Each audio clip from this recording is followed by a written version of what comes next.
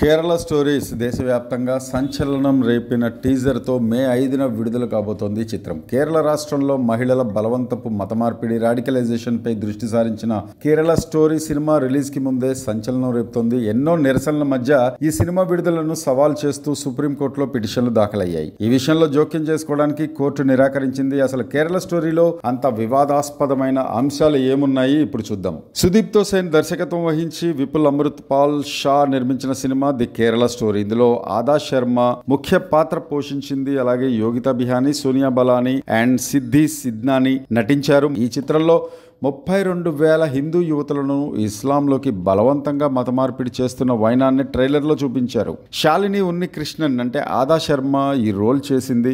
Love జిహాద్ లో భాగంగా ఆమెను ఇస్లాంలోకి మార్చి కేవలం అల్లా మాత్రమే దేవుడు అని ఆమెకు చెప్తూ ఐసిస్ లో జాయిన్ చేయడం కొందరు టెర్రరిస్టులు లక్ష్యంగా చేసుకుంటున్నట్లు ఈ ట్రైలర్ లో చాలా క్లియర్ గా ఉంటుంది. ఇలా కేరళలో సుమారు 32,000 మంది మహిళలు ఇస్లాం మతంలోకి మార్చబడ్డారని సినిమా మేకర్స్ ఘంటాపదంగా చెప్తున్నారు. యథార్థ సంఘటన ఆధారంగా ఈ సినిమా చేసినట్టు చెప్తున్నారు. అలా ఈ టెర్రరిస్ట్ గ్రూప్ చాలా మందిని ఐసిస్ పాలిత సిరియాకు తీసుకెళ్తారని ఈ సినిమా కథనం. సరే, సినిమా ట్రైలర్ విడుదలైన తర్వాత ద్వేషపూరితమైన డైలాగులు, సీన్స్ ఈ చిత్రంలో ఉన్న కారణంగా విడుదలపై స్టే విధించాలని కోరుతూ సుప్రీంకోర్టులో ఓ వ్యక్తి పిటిషన్ దాఖలు చేశారు.